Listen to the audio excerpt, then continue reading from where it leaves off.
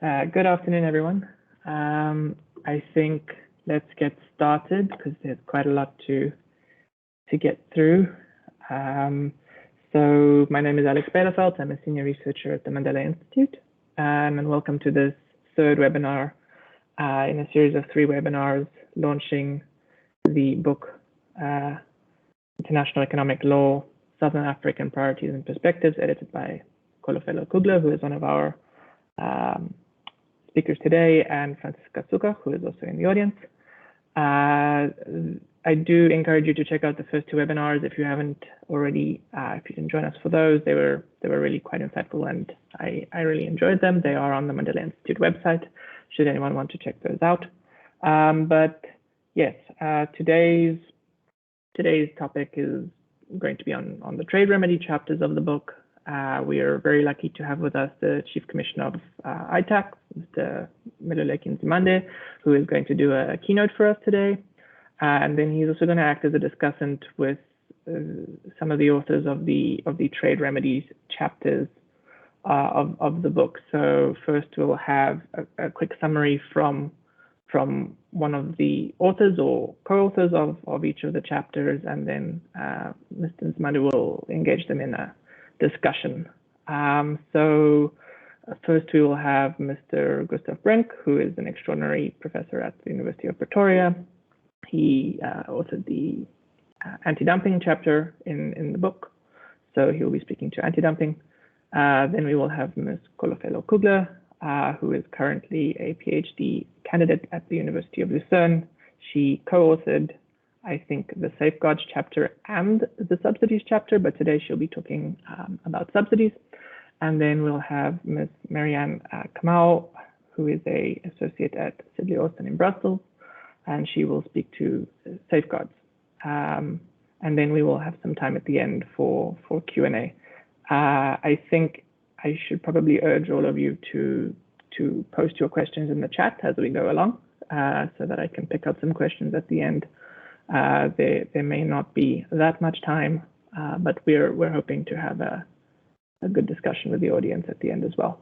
So I'm not going to speak much more than that. I'm going to hand over to the Chief Commissioner. Meluleki.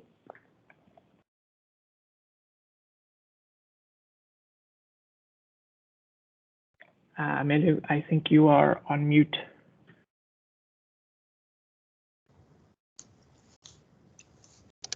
Thank you. Good afternoon, everyone. Good afternoon, particularly to the panelists and the audience. Thank you for this honor to be a speaker in today's proceedings. My speech is essentially going to cover an assessment or just an observation of the use of the anti-dumping instrument over time, and also the industrial policy context within which this instrument has been applied. It will just look at some interesting trends and some interesting numbers which underpin its use, and also which also perhaps explain why the policy context is important. As we all know, there are essentially 3 trade remedy instruments. It's anti-dumping measures, countervailing measures, and the safeguard measures. My talk will focus largely on the anti-dumping instrument. The objectives of these measures are to enable fair trade in order to sustain domestic production, retain and create jobs, and promote international competitiveness. Of the 3 instruments, the one that I said I'll focus on, being anti-dumping, is the most frequently invoked, both globally and in South Africa. For instance, in the period 1993 to 2020, in South Africa, we had 238 anti-dumping investigations, 5 countervailing investigations, and 5 safeguard investigations were conducted. Just in brief, dumping, as we know, is a form of international price discrimination, and it's only actionable if it takes the form of an unfair business practice. In other words, it causes a harm or threatens to cause harm to the industry of the domestic industry of the importing country. And anti-dumping duties, which are meant then to deal with dumping, are an exception to the rule or to the WTO principles, and in particular an exception to the binding tariffs and the non-discrimination between which is a principle adhered to by trading partners and members of the WTO. Anti-dumping measures are narrowly targeted at specific products from specific countries in those and specific producers in those countries. In South Africa, ITAC, the organization which employs me, is charged with the responsibility of administering these trade instruments, and in particular the anti-dumping, I mean, not in particular, but including the anti-dumping duty, anti-dumping instrument. We've got the ITAC Act and the anti-dumping regulations, forming part of the baseline legislative framework within which we operate. And of course, we are subject to the guidance from our from WTO law, which hasn't been domesticated directly, but rather has been given effect to through the legislation and the regulations that I've referred to. Interestingly, South Africa was one of the early adopters of the anti-dumping law, having enacted its first anti-dumping law in 1914. And interesting research, which thanks to Gustav, I should indicate, indicates that since the case of the first case of 1914, South Africa has had various iterations of ITAC, for trade investigating authorities. And for instance, between 1921 and 1947, 90 investigations were conducted. Between 1948 and 1958, 211 investigations were conducted. Between 59 and 75, 275 investigations. Between 76 and 1992, 213 investigations. And between 1993 and 2020, 252 investigations were conducted. So it clearly shows that South Africa is quite a prolific, or has been quite a prolific user of that instrument. However, you notice that the use of that instrument by South Africa seems to have declined over time. I just want to go quickly to my slide and just show you this graph, which shows the use of the instrument between 1995 and 2020. You can see just overall, it's a downward trend. By contrast, the instrument which seems to be gaining use, even though the numbers are still low compared to the dumping instrument, is the safeguard. By the way, the first safeguard investigation ITAC conducted was, I think, in 2007 or so, and these are the subsequent ones. So you see that there's quite a bit of activity on the safeguard side, but that said, it's not on the same magnitude as the dumping instrument at the height of its use. Having said that, I just want to then move on quickly to talk about the anti-dumping action and industrial policy. In introducing this subject, I would like to make the following points: that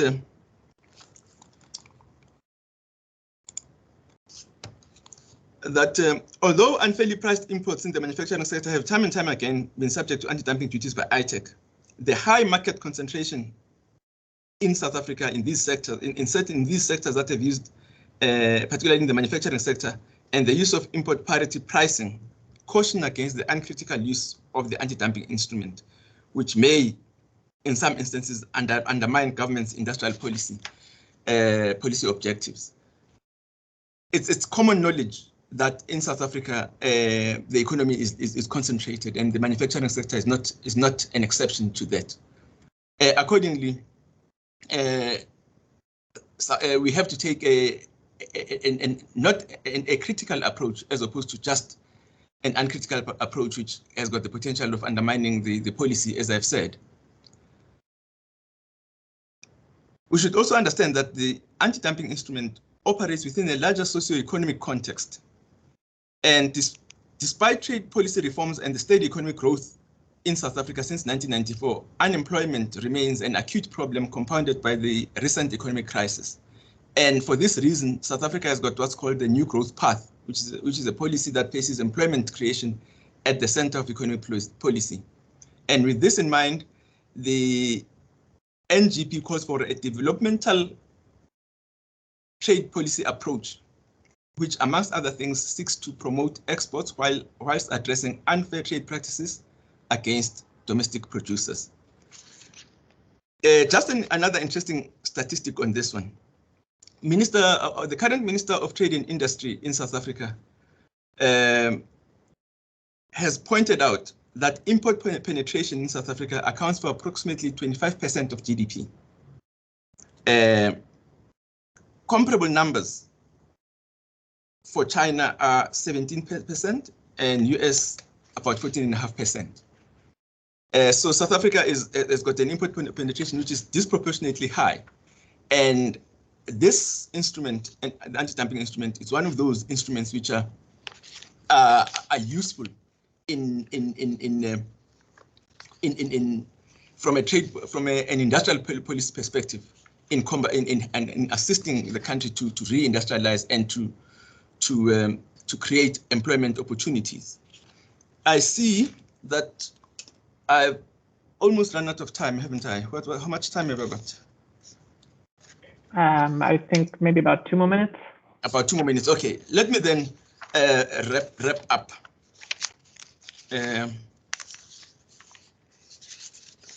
One of the interesting things is that the importance of policy in the use of anti-dumping instruments was also captured by the Constitutional Court in South Africa in the SCORE case, which I'm sure at least Gustav and I expect Kulu would remember. It's one of the landmark cases, but there the judge, the court ruling in favor of ITAC said that, amongst other things, that the setting, changing or removal of anti-dumping duties is a policy-laden executive decision that flows from the power to formulate and implement policy, domestic and international policy. So there is judicial vindication of the policy context within which the trade instruments, particularly the anti-dumping instruments, should be viewed. And then the last point I would like to make is that when you look at the treatment of China, for instance, in anti-dumping investigations, many countries are hesitant in granting China non-market economy status because that makes it difficult to make a positive finding of dumping against China. And they've prepared guidelines. That also shows that even beyond South Africa, there's also a policy-laden approach to this instrument, which is supposedly legal, pure legal and pure stats, so to speak. In closing, I would like to say that ITAC has not hesitated to use the anti-dumping instrument to act against injurious dumping. It has used its discretion afforded under domestic legislation to do so in a manner that assists it in administering the investigations in an efficient and effective manner and in line with its mandate to promote economic growth and development. With those few remarks, I would like to close by saying that the work that the panelists have done in relation to the book that is being launched is quite commendable, and it will form quite an important part of the material that, as ITAC, we will need to read to equip ourselves in discharging our day-to-day responsibilities. Thank you very much. Thank you very much. I think we'll turn next then to Gustav. Gustav will introduce his chapter. which is really excellent. And then we'll engage in a discussion with the Chief Commissioner. Gustav? Thank you very much, Alexander, and hello to everybody. Meluleki's already said quite a few of the things that I was going.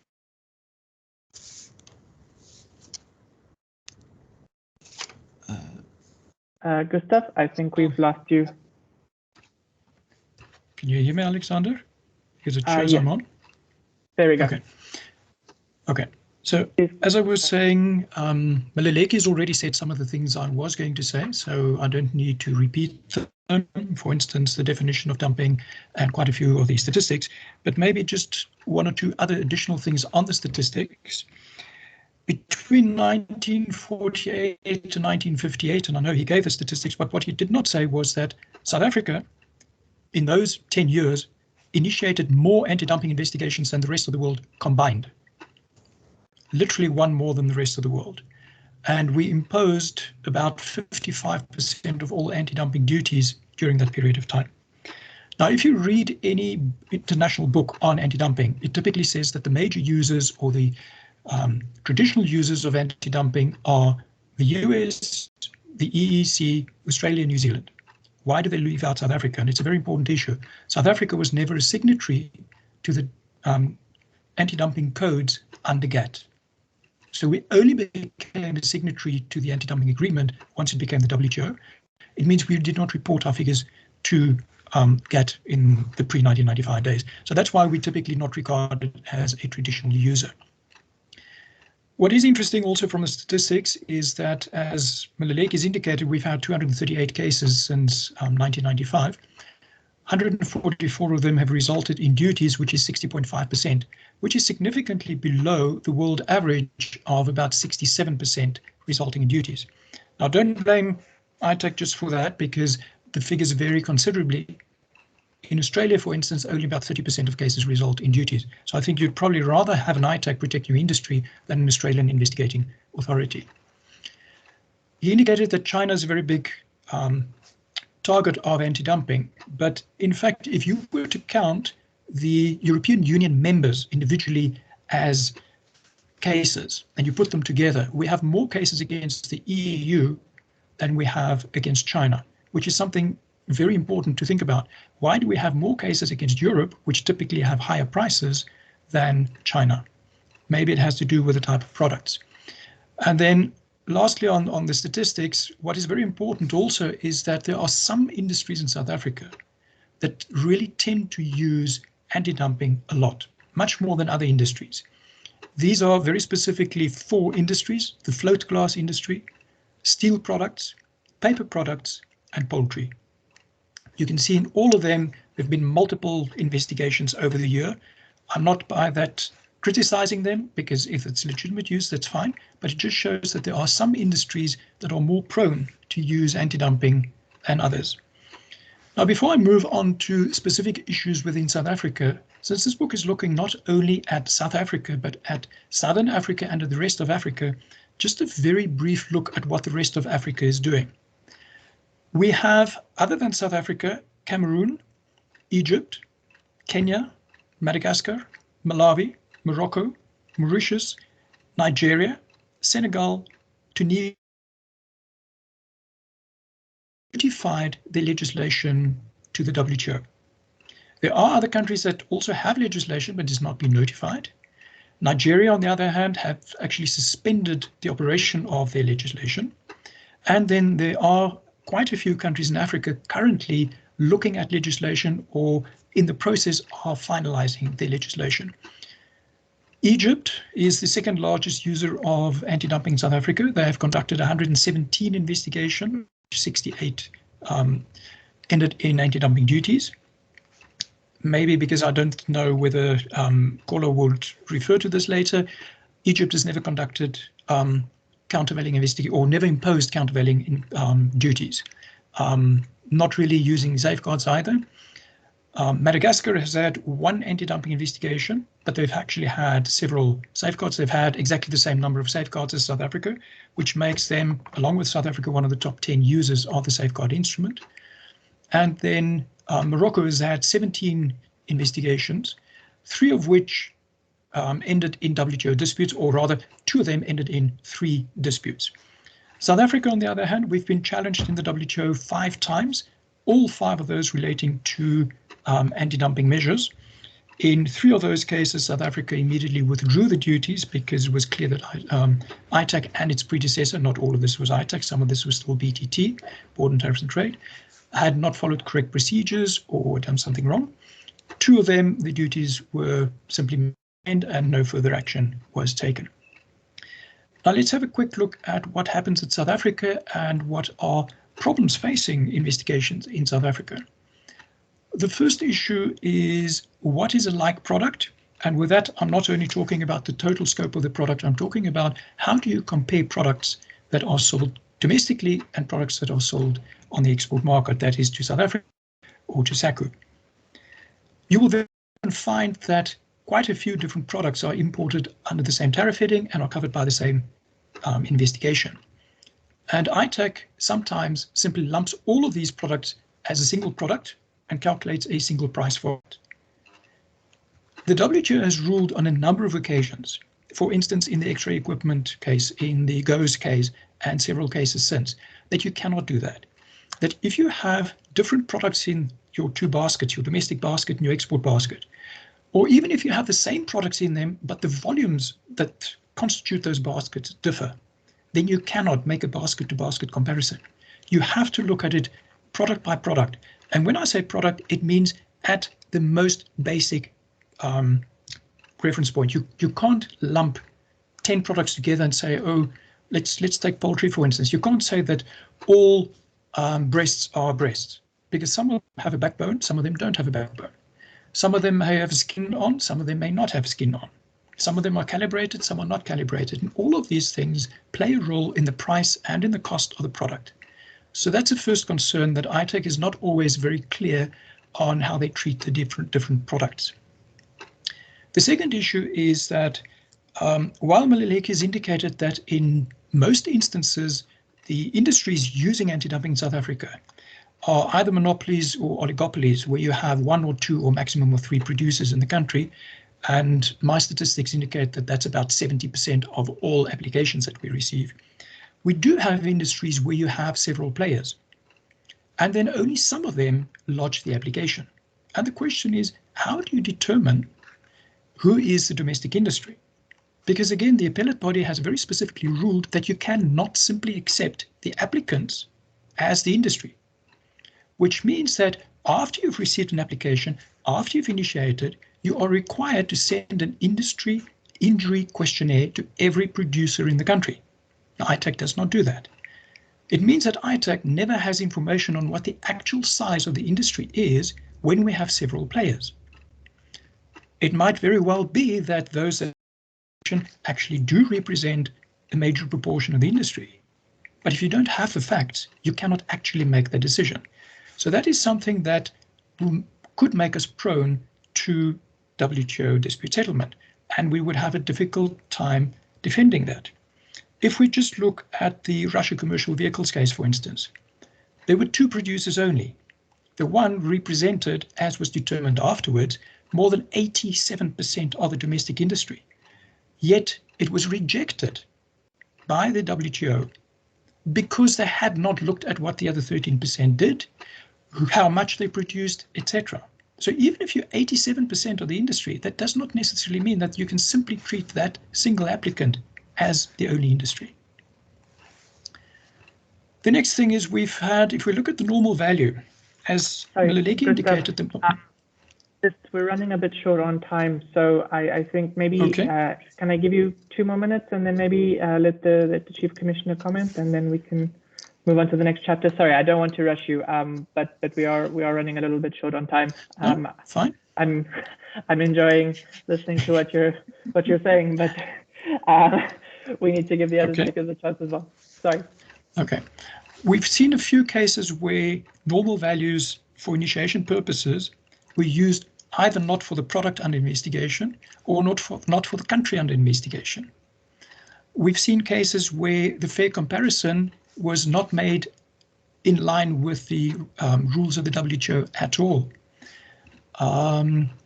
we've seen many problems with injury determinations, where first of all, if you look at some of the WTO rulings, it specifically says the mere recital of the information is not an evaluation. So I really find a lack of an evaluation. I'm not saying there is no evaluation, but it's not reflected in the reports that are published. It's simply a recital of the information that was there. And especially when we get to causal link, we find that a lot of the arguments raised by parties are not addressed in the report. Again, I'm not saying they're not addressed in ITAC's internal deliberations because I'm not privy to that, but certainly they're not reflected in the reports. I've heard a lot of complaints from parties that they have problems accessing the public file. Sometimes it takes 2 weeks, 3 weeks simply to see the public file, and then sometimes it's too late to actually make submissions. And then the one thing that I'm very concerned about, I've seen many essential facts letters, and quite frankly, I still have to see a single essential facts letter that complies to the requirements of the WTO. Bearing in mind time, I will stop there and then we can have a discussion further. Thanks, Gustav. I know that there's quite a lot to address there, Chief Commissioner, but please do take a few minutes and respond if you would like. Thank you very much, and thank you, Gustav, for those comments. Look, I don't think that there is any single authority in the world, even our courts, which get everything correct every single time. The issues that, some of the issues that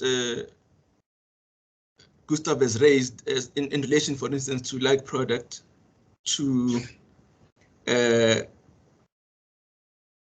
industry questionnaire, are issues around which we can have a debate.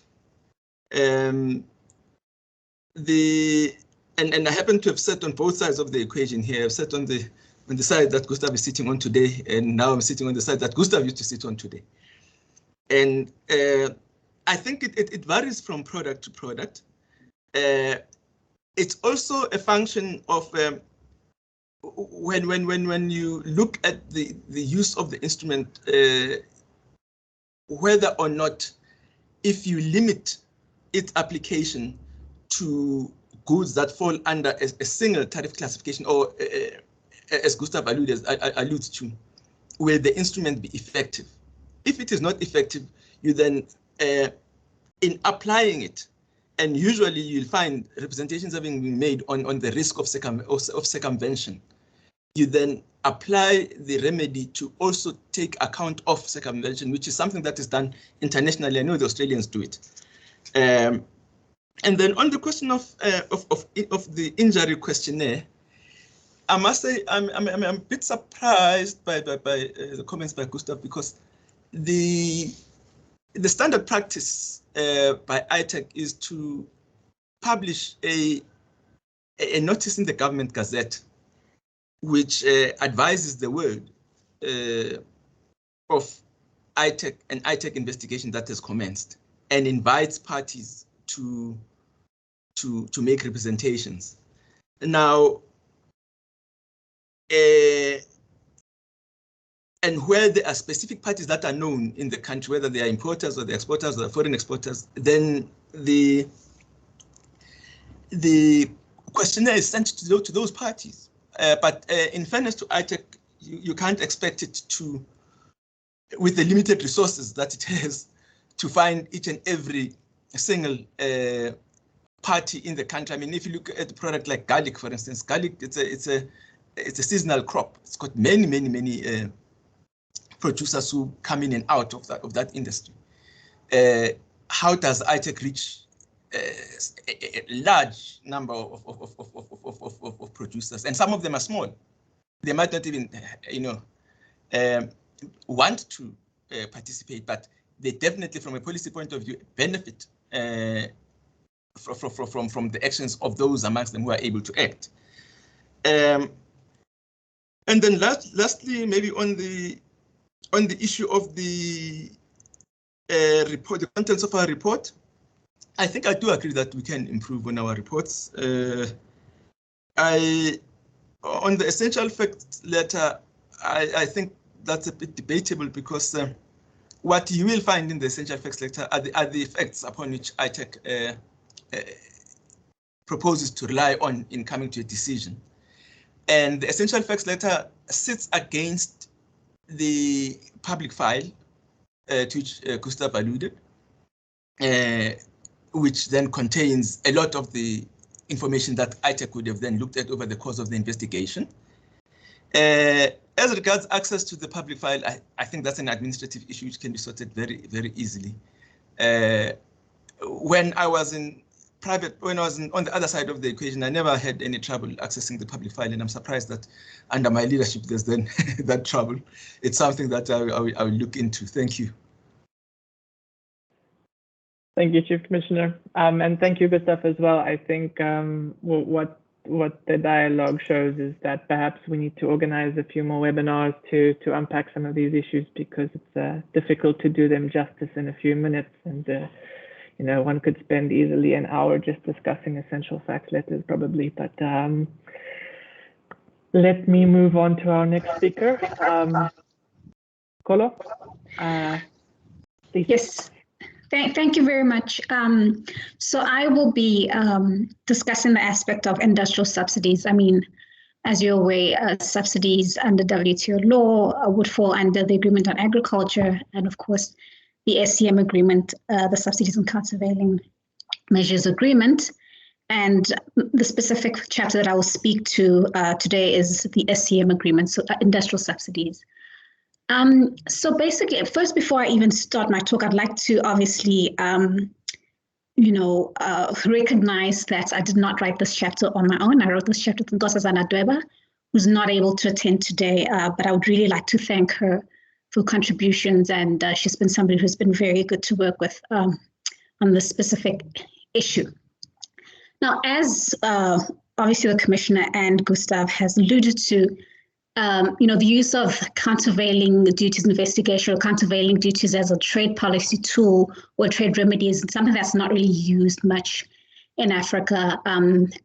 We have heard there's been very few cases in South Africa. What we tried to do actually at the end of the chapter is try to sort of track everything that we could find publicly on South Africa's use of subsidies or countervailing duties investigations, and it's been very limited, but it's been used, but in a very limited way. I mean, across the African continent also, not much. But what I would focus my talk about is sort of, of course, talking about the chapter, but talking about the broader effects of subsidies or subsidization, and also practice that has developed with regards to, effects or possible impacts of practice on African countries, and of course, South Africa as an exporter to third country markets. Now, the chapter basically follows a very classical sort of WTO exposition on what subsidies are, the definitions, prohibited subsidies and subsidies that are not prohibited. And we'll, then we go into a little bit of, the countervailing duties, investigation, the procedures and things like that. So if you're somebody who's interested in learning, sort of in a very, I think, sort of easily stated way, the main cases and of course the main rules around subsidies, this would be a chapter that would be interesting to you as well. Now, what I would like to comment on is how African countries or South Africa's failure or lack of use or to use the tool that is available under the SCM agreement affects the country itself. So, for example, whereas anti-dumping is very active, and as we've seen, safeguards are something that's growing, subsidies or countervailing duties investigations are not being used. And this has an effect, right? It's an effect on how essentially anti-dumping as a tool is used. Because what would happen is that in some instances, the effect of subsidization, we try to be subsumed into an anti-dumping investigation and tried to be cured through an anti-dumping duty or anti-dumping measure, which under WTO law cannot be because there is a rule against double remedies, right? You cannot remedy the effects of subsidization by using anti-dumping as a tool. Yes, of course, there's been discussion and there's been some case law on the fact that subsidization in a market creates a particular market situation where you would then have the right to remedy this particular market situation in the anti-dumping context, which the panel in the Australian copy paper case very clearly demarcated that you have to then really identify that particular market situation, and you have to see whether it affects a normal value and export prices at the same time. So internal domestic prices and export prices at the same time. So there has to be some sort of effect.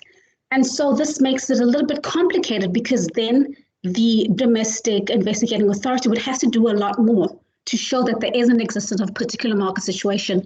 And this is very pertinent as Meluleki said, in the China context, right?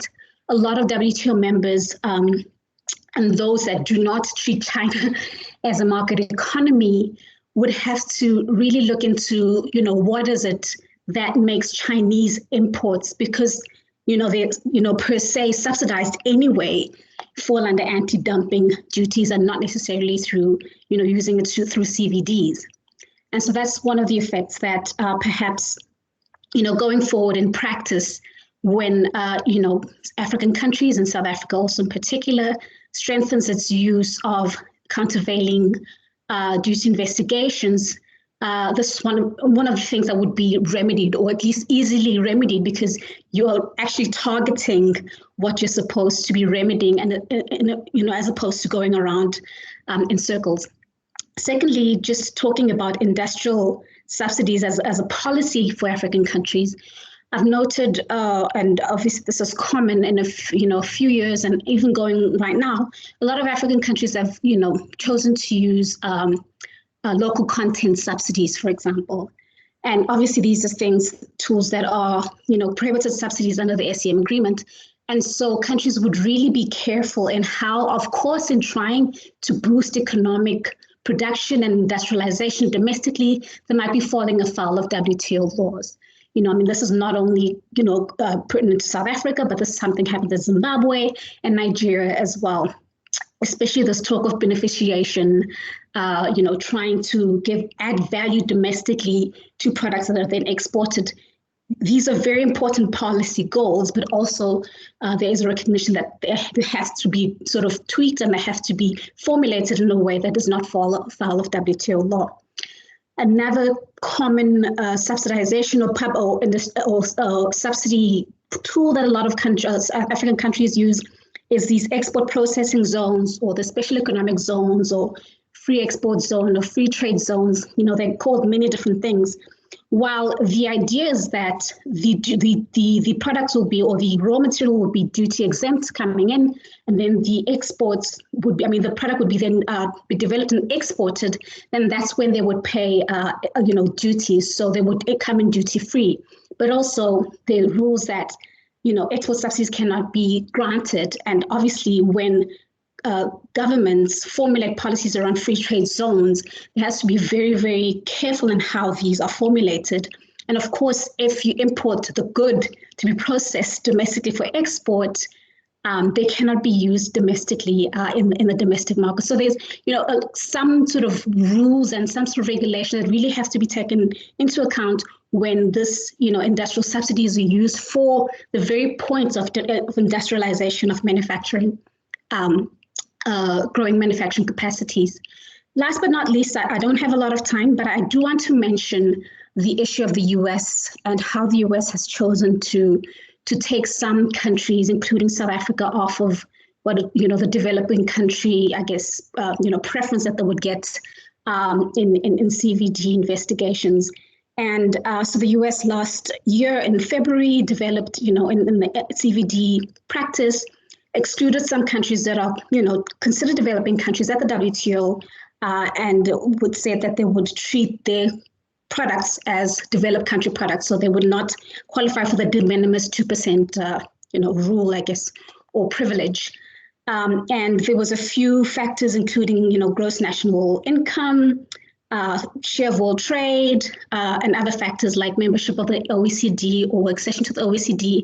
And in South Africa's specific context, it was the membership of G20.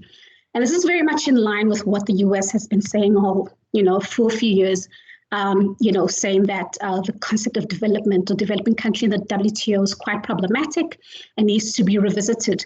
But obviously, these type of acts do affect countries' exports.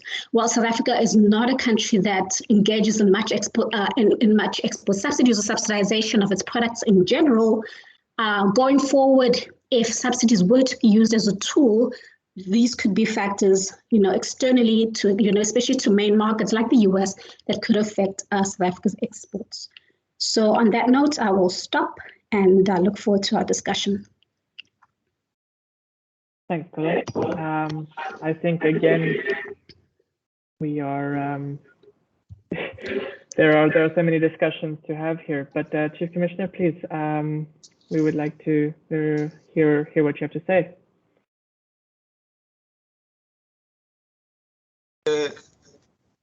I enjoyed the presentation, and it raises some very, very pertinent issues.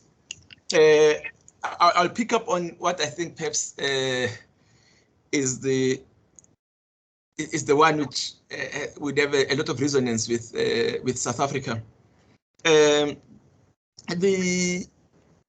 South Africa as a country, yes, has got several industrial development zones or special economic zones, and is planning on rolling out more. Those actions should be viewed in the context of an official unemployment statistic of 34%, which actually is so bad and so terrifying that I'm actually surprised that I'm able to drive to work every morning and back home safely without being, attacked by hungry people. The second point is that when you look at the US, which Khulu explains is considering removing South Africa from a list of developing countries, you look at the proportion of South African exports to the US relative to total world exports to the US, it's a tiny fraction. It's almost insignificant. So the question that should be considered is whether the criteria that the US is using in deciding whether or not to remove a country from a developing country list is looking at the right matrix or at the right indicators, given the global context that there is a global push to fight poverty and to fight hunger, and the underlying logic of trade, which is to foster economic growth, or at least to facilitate economic growth. So I think that's as far as I would go. Maybe let me close off with a story, Kholo. I read an article just this weekend about a project in Zimbabwe, agricultural project, which is in an area where traditionally the farmers in that area engaged in subsistence farming with unreliable or unpredictable crop production. The government introduced an irrigation scheme, and that area is not only self-sufficient food-wise, but it's beginning to produce a surplus that they can trade on. Would then that type of intervention, be deemed offensive or be deemed to be support or some form of subsidization to those farmers? Arguably, yes, but would it be really justified to then act against Zimbabwe for that? I think I'll leave it as a question. Thank you very much. Kholo, do you want to comment on that? No? No, okay. I think we should move on to safeguards, and if there's time, I think we can talk about that. Super. Thank you very much. Thank you for the great discussion. Okay, then we'll move on to Maryanne next with safeguards. Maryanne? Thank you, Alex. Good afternoon, everyone. As mentioned, my name is Maryanne Kamau. I'm an associate at Sidley, Austin, the Brussels office. I was privileged and honored to co-write or co-author the chapter on safeguard measures with Kholo. And I just, in view of how much little time I have, I'll just briefly skim over essentially the structure of the chapter and what we aim to do, and then discuss or make a few comments on the use of safeguard measures as a trade policy tool in Africa. I think taking off from where Kholo and Gustav discussed, I think the main thing to mention about safeguard measures, as most people will know, is that whilst anti-dumping and countervailing duties address some sort of unfair trade, some element of unfair trade, safeguard measures are quite unique because they essentially seek to address concerns that stem from fair trade. And as such, they're essentially extraordinary remedies that are to be used in sort of emergency situations. And WTO members are allowed to impose such measures to restrict surging imports that could cause an injury on the domestic industry. Now, looking at the structure, the legal framework at the multilateral level, we have Article 19 of the GATT, as well as the Agreement on Safeguard Measures, the SGA agreement, and those are the key sources of the standards, the legal standards applicable with respect to safeguard measures. Sort of looking through the chapter, we adopt a similar textbook approach where we explain essentially the procedural and the substantive elements of what constitutes a safeguard, who can impose safeguard measures, what are the conditions under which countries can apply or impose safeguard measures, certain circumstances that have to be met, and then the actual process of imposing measures and anything that needs to happen thereafter. And as Kholo mentioned, the chapter is useful for anyone who wants to get acquainted with safeguards, which I must admit is not, I guess, as interesting a topic as anti-dumping and CVD, not because of the substance, but I guess because of how much there is in terms of the practice. I think we have more anti-dumping actions and CVD actions than on safeguard measures. But that's essentially a run through of what the chapter is.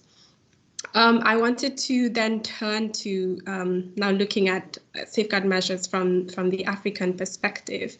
One of the things that we noted throughout our research, and as highlighted in the chapter, is that there's a recent spike in the use of safeguard measures, mostly amongst developing countries, but also particularly amongst African countries. I think from the research, just looking at the WTO statistics, you will note that the most active users of safeguard measures for the period between 1995 to 2018 were India, Indonesia, and Turkey. All of which are developing countries. But over the same period, we also note that there are several African countries that had been reported to have initiated safeguard investigations. These include Egypt, Madagascar, Morocco, South Africa, and Zambia. Now that's on the initiation side. Obviously, that sort of data, those statistics point to the investigations having been initiated, but then looking at what measures are adopted, or sort of like what happens after the investigations are initiated. We have, I think, looking at the figures from 1995 to 2020, approximately 196 measures have been adopted globally. Of those, 5 were adopted by South Africa, 8 were adopted by Morocco, 3 were adopted by Madagascar, which I need to note is a less developing country, and 7 have been adopted by Egypt. So those figures obviously do not speak, universally to, safeguard measures being the more preferred option or the more preferred trade policy tool.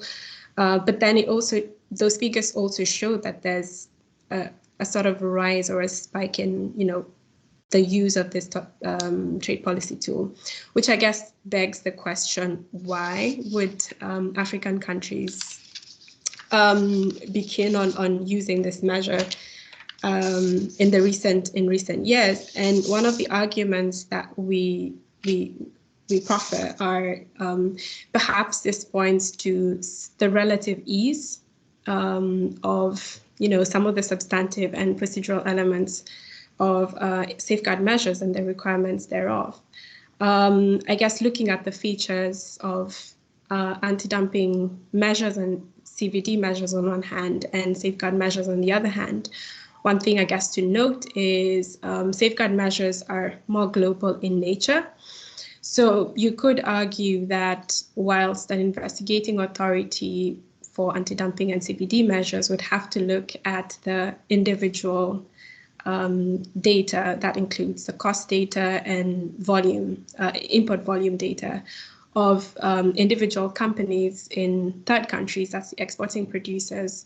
From the safeguards perspective, it's more of the global import volumes and looking at whether there has been a significant, there has been a recent, certain, sharp and significant increase in imports, which translates to serious injury on the domestic industry. That also, points to the fact that the investigating authorities do not per se need to conduct an in-depth. They do not need to have in-depth details about activities or programs, for instance, in the case of subsidy measures.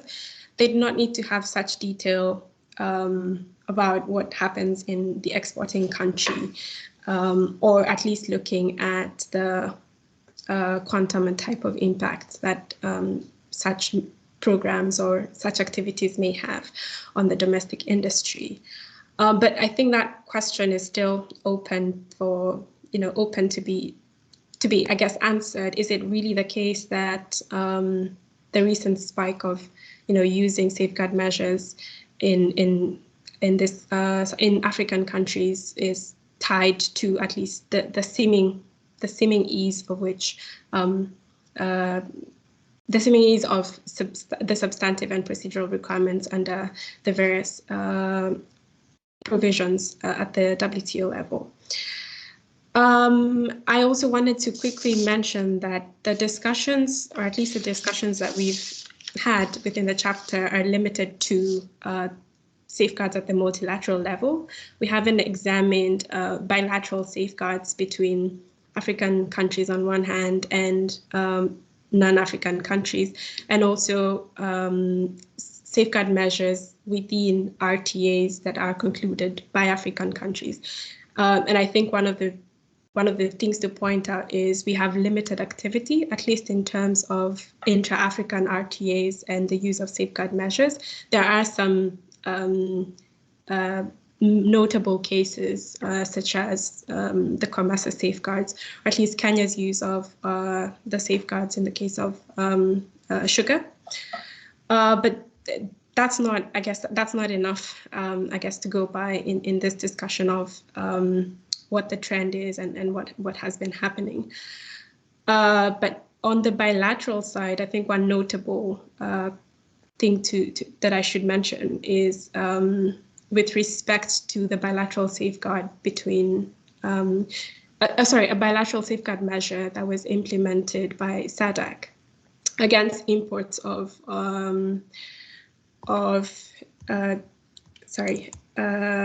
frozen chicken. From the EU. Misquote, exactly.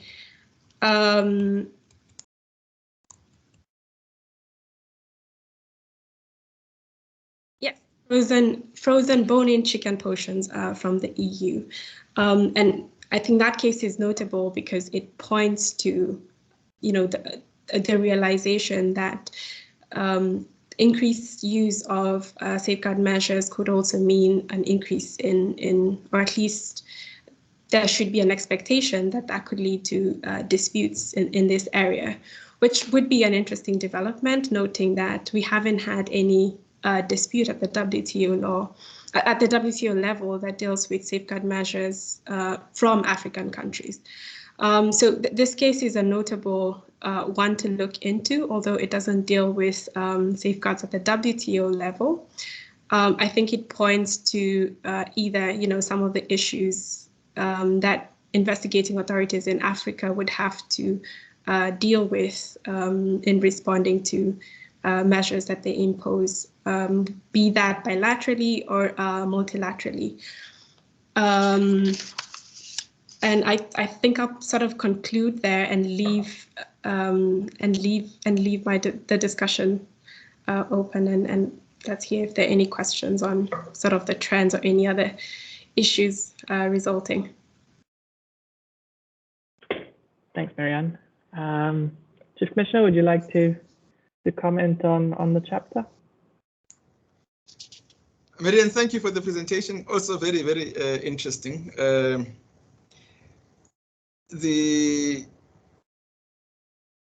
thought that came to my mind about the reasons for the increase in the use of the safeguard instrument by African states was whether could that be the function of China gaining market economy status under its accession protocol to the WTO, because if you think about it, if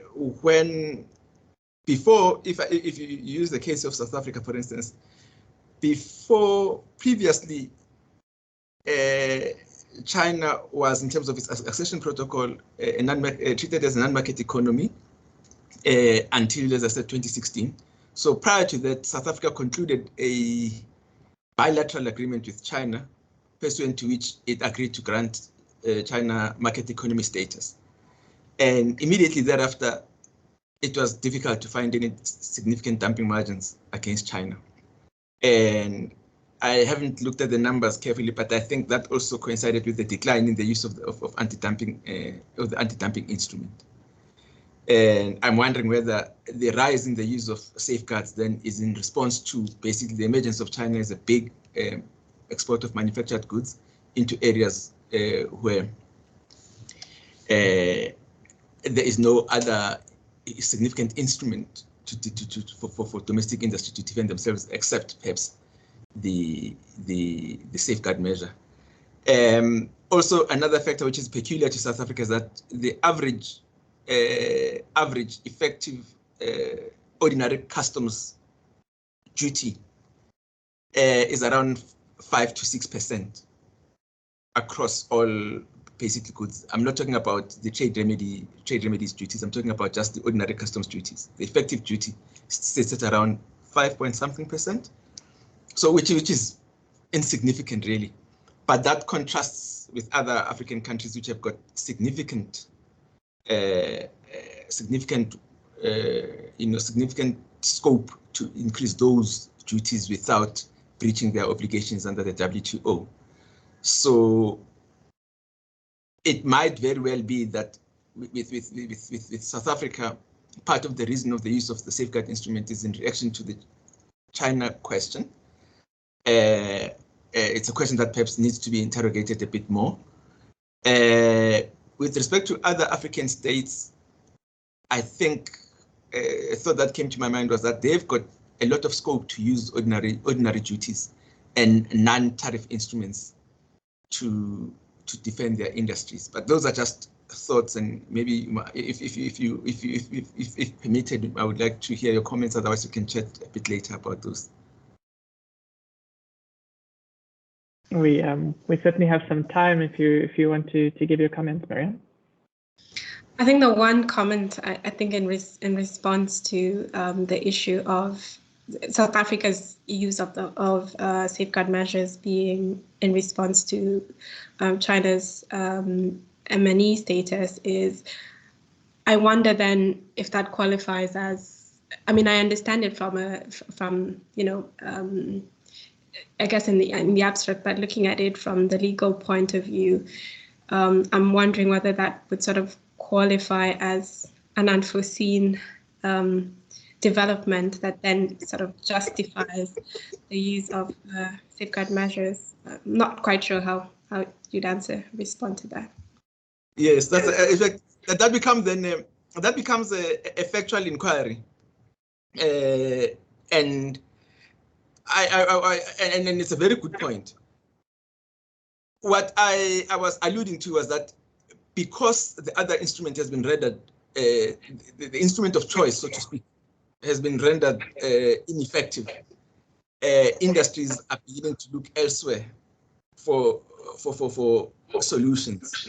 And in doing so, necessarily they must then present facts to ITAC which support each of the elements that would then qualify them for that instrument, or for benefiting under that instrument.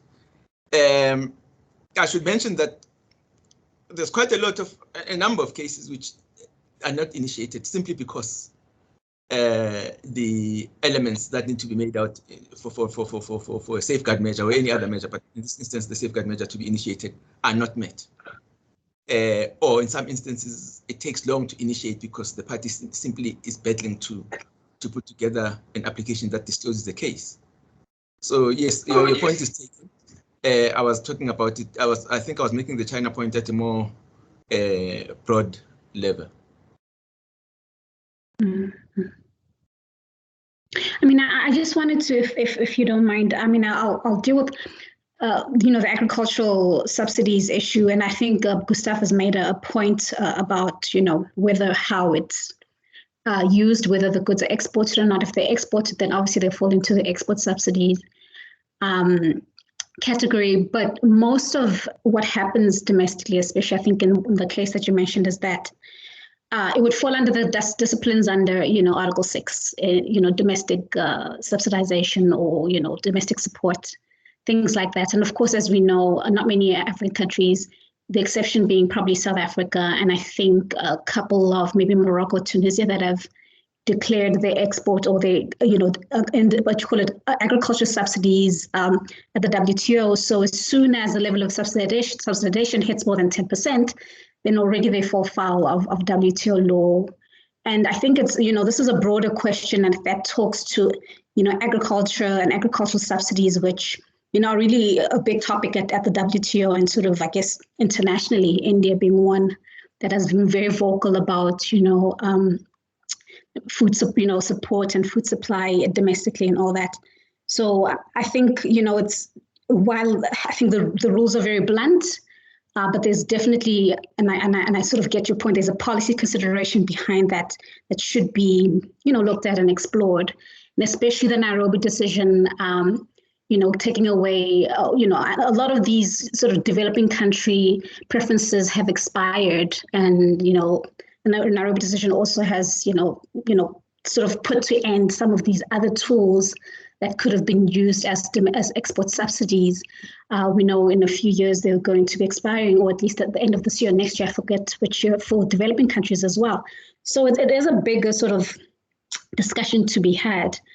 And I just wanted to make one point on safeguards, just because it's something that, although Maryanne said it's not as sexy as anti-dumping or CVTs, I find it very sexy. But I think the point that Maryanne makes is that as opposed to, for example, anti-dumping, where you have to go and really know, company-specific or form-specific pricing behavior and really get into the root of what each individual exporter is doing, I think there is, this point to be made that in safeguards, this is not necessarily the process, the procedure. You really look at the increase in imports, the recency and the intensity and whatever.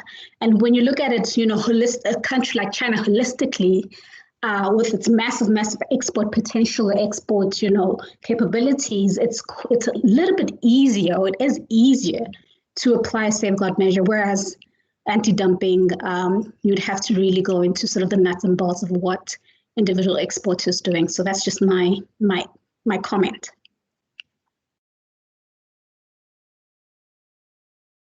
Great, thanks, Kholo.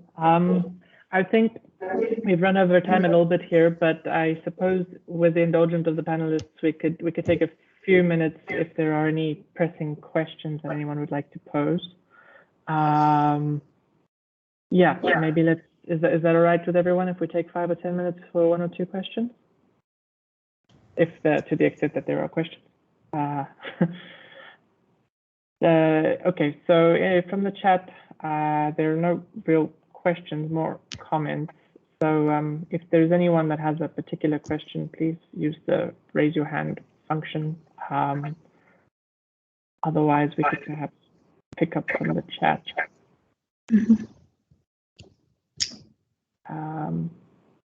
I have a comment. I was about to say from the panelists as well, please. To the extent that so I mean, you are allowed. I know I'm just taking liberties because I co-edited this book, but no, I mean, I think today's discussion, and thank you very much, Chief Commissioner, for making your time to discuss with us, just raises a lot of issues in terms of trade remedies practice in Africa, and of course in South Africa specifically. And it's definitely an area for development, and there's definitely an area where, countries like South Africa, like Egypt, and up and coming Madagascar has a lot to offer, and to sort of expand capacity in Africa. Using these tools. A lot of African countries do not use them because of the capacity, and of course Gustav can speak a lot more to this than I can because he's been on the ground and he's supported many African countries in developing their trade remedies regulations and their practices. And so this is a discussion personally that I look forward to. Obviously one day, hopefully we can have, these type of discussions and continue, of course, also in the South African context, developing the law, talking to industry, talking to practitioners to see how we can improve our use of these remedies, these tools that are legal under international trade law. So thank you very much.